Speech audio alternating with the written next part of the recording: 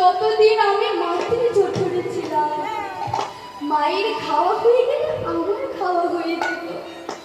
মা যখন ঘুমতো আমার ঘুমানো হয়ে যেত।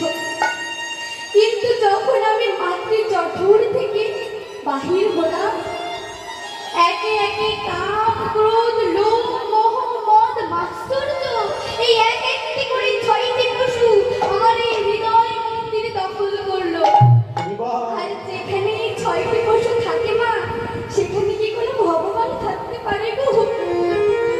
কি গো মা, থাকতে পারে? তাই কবিরাজ গোস্বামী বললেন, হৃদয় কন্দরে স্ফুরত বা শিশুটির নন্দন।